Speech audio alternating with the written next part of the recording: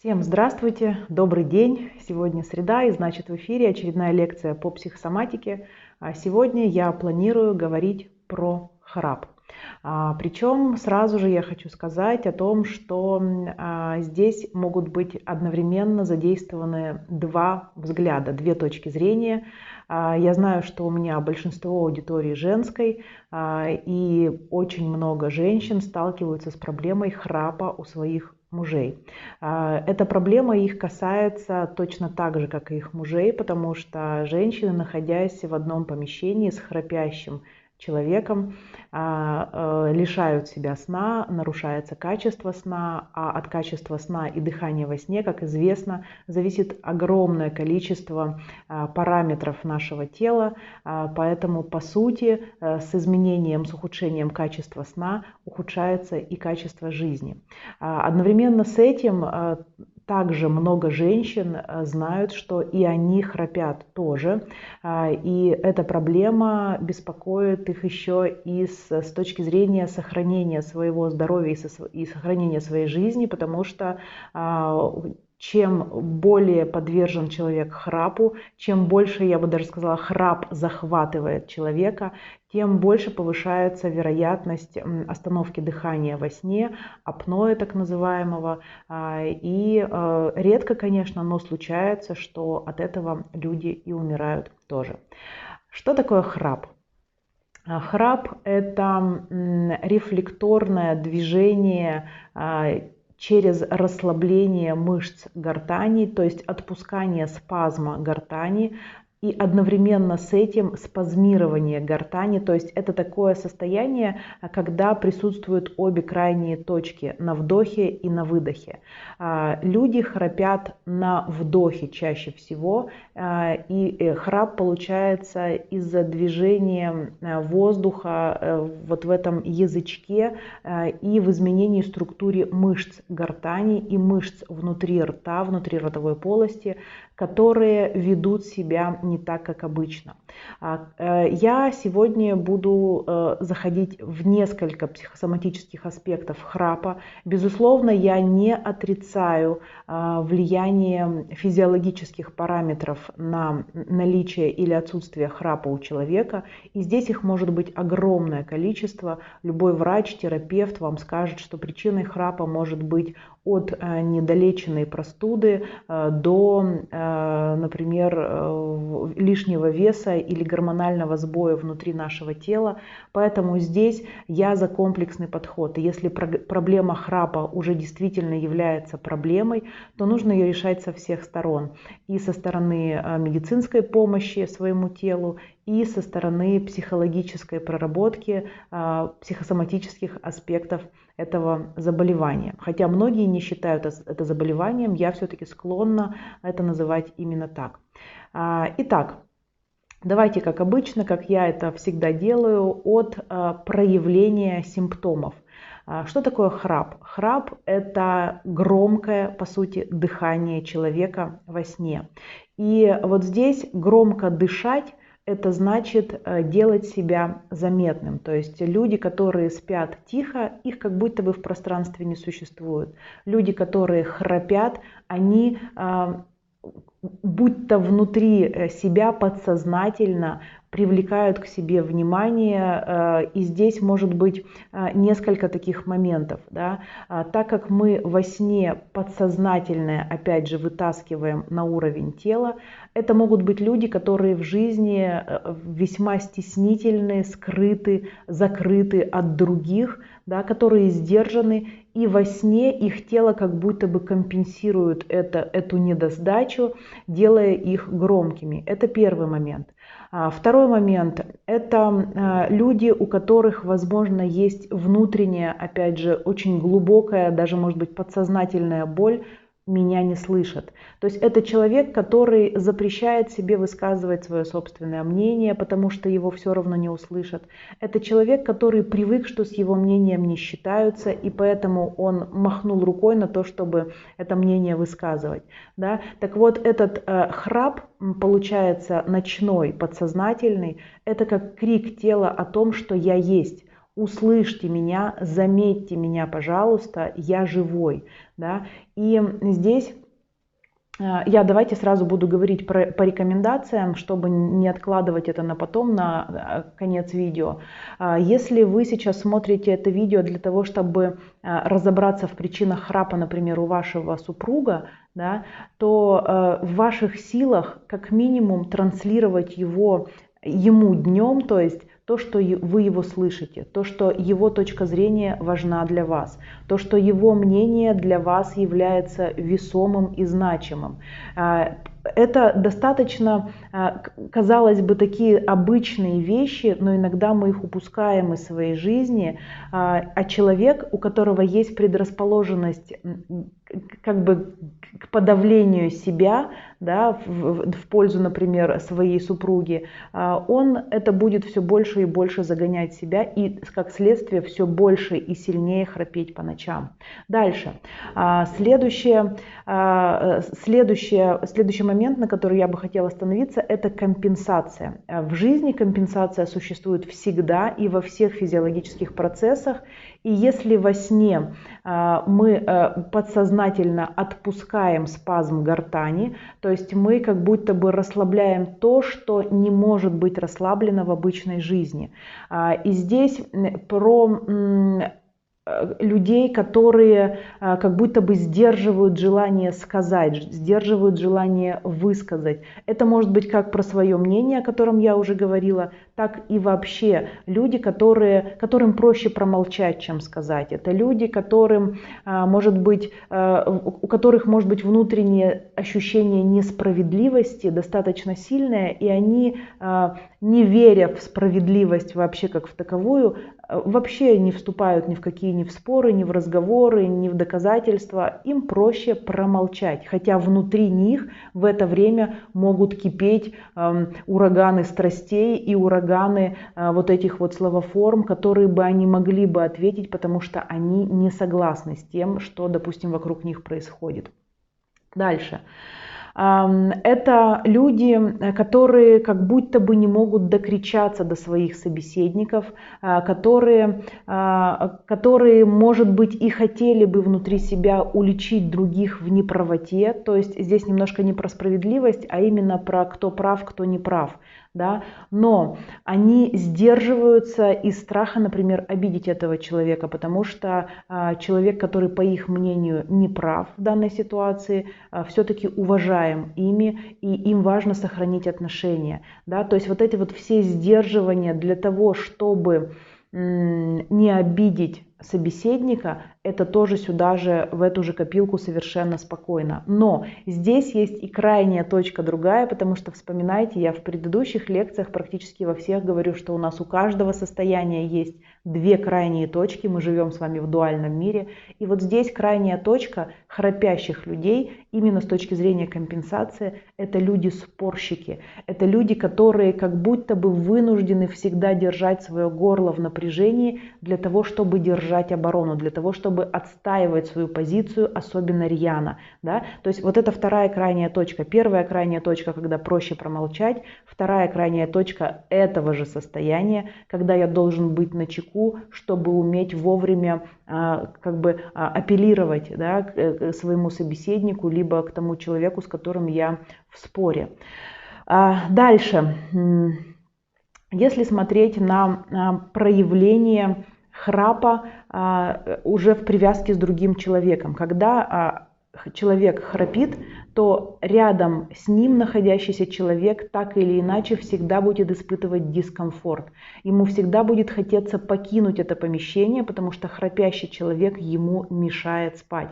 Так вот, если этот аспект перекладывать на храпящего человека, то, возможно, у него включается таким образом функция отпугивания от себя людей для того, чтобы хотя бы ночью иметь возможность оставаться наедине с самим собой. Хотя бы ночью как будто бы выходить из поля того человека, которого, возможно, слишком много в его жизни.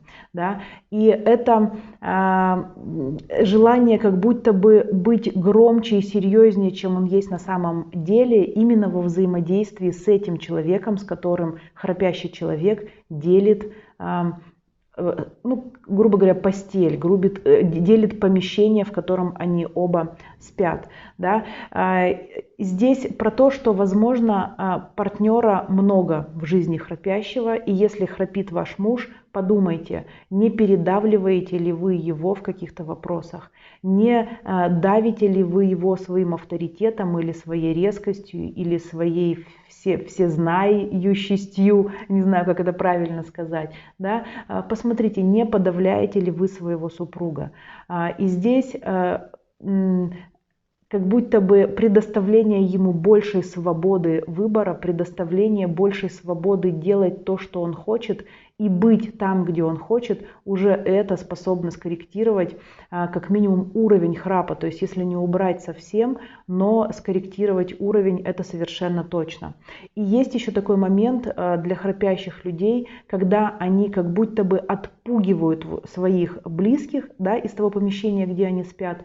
Это про жесткое обозначение своих границ. И весьма вероятно, что это люди, которые в жизни, в сознательной, днем, не могут или им сложно отстаивать свои границы. Им проще согласиться с другим человеком, им проще быть удобным, им проще быть, опять же, тихим, спокойным, ненавязчивым, но не обозначать свои личные границы. И вот здесь ночью тело, как говорится, компенсирует это все, берет свое, очень жестко очерчивая то помещение, в котором рядом с ним сложно или вообще невозможно находиться.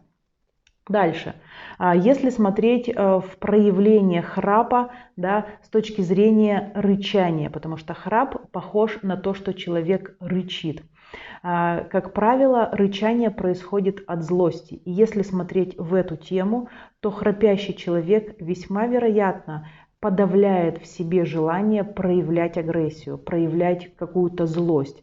Да? Это люди, которые могут, опять же, быть подавлены в семье, которым не разрешают выпускать свои негативные эмоции, или они в себе подавляют негативные эмоции, в первую очередь агрессию, злость, ярость, гнев, боясь стать, ну, как будто бы отвергнутым своими близкими, боясь, что от них откажутся, боясь стать неудобными. Ну, то есть здесь много может быть аспектов, но суть в том, что это люди, которые подавляют и не проявляют злость, агрессию, гнев, ярость, вот эти вот чувства, которые по сути являются такими же нормальными для любого человека чувствами, как и радость, счастье, веселье, удивление, смех и все такое прочее. Другое дело, что нужно уметь балансировать и разрешать себе проявлять и положительное, и отрицательное. Хотя я не очень люблю делить это на положительное и отрицательное. Все абсолютно эмоции и чувства, они нам нужны. Они в каких-то ситуациях могут быть и положительными тоже. Потому что когда, например, человек испытывает ярость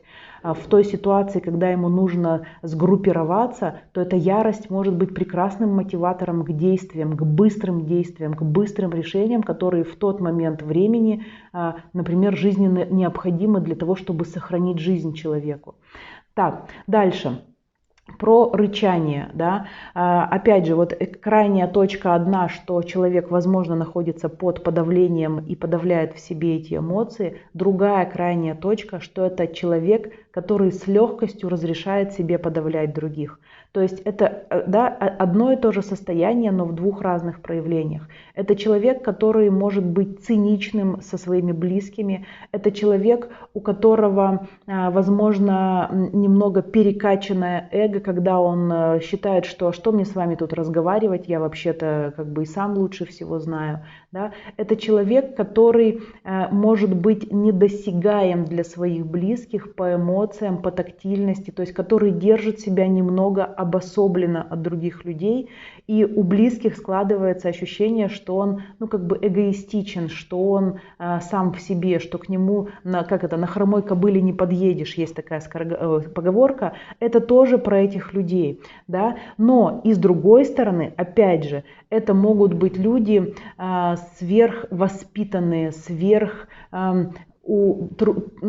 такие, знаете, угодливые, даже, может быть, в какой-то степени трусливые, которые, вот я говорила об аспекте, что человек боится высказывать свою точку зрения, потому что страшно быть отвергнутым, то здесь, в принципе, еще может быть такая тема трусливости, когда человек вообще боится сделать любое телодвижение и все время как будто бы как хамелеон подстраивается под среду, под людей окружающих, под задачи, под работу. То есть он как будто бы везде молодец, но он молодец только когда он рядом с кем-то, когда он может отражать кого-то или что-то.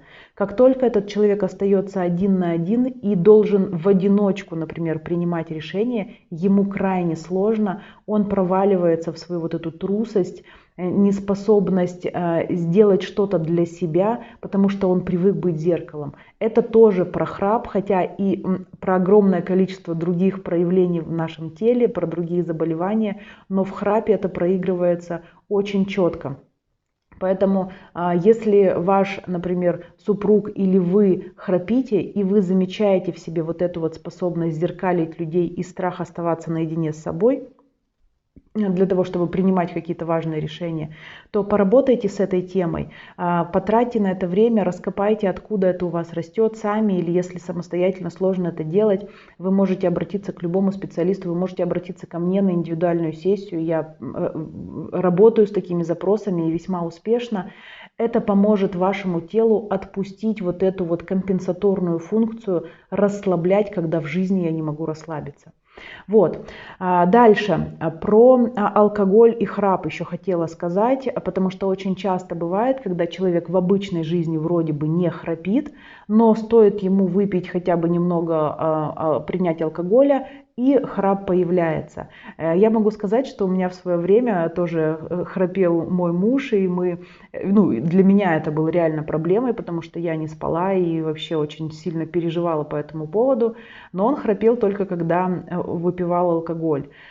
Так вот, без соотношения с моим мужем, а вообще просто анализируя свой опыт, запросы женщин, которые ко мне приходят, запросы мужчин, которые приходят ко мне с проблемой храпа, я могу сказать, что люди, которые храпят во время алкогольного опьянения, то есть под действием алкоголя, это люди, которые себя держат очень жестко в жизни, это люди, которые себя контролируют, даже не желая себя контролировать, которым по жизни трудно расслабиться вообще. То есть они тщательно следят за своими действиями, они даже не в том плане, что как бы им важно следить, а потому что они по-другому не могут, потому что все их действия должны быть обоснованными. То есть если человек для себя не обосновал действие, то он его лучше не совершит, чем будет действовать как-то так спонтанно или еще что-то. То есть это люди, у которых очень четкий расчет внутри всегда присутствует, которым трудно полагаться на чувства, на ощущения, им трудно следовать за откликом, за своим, когда, вот знаете, когда интуитивно хочется что-то сделать, а голова говорит нет, нет, нет, еще не время, или это не нужно сейчас делать. Так вот, это как раз про людей, которые держат себя в руках.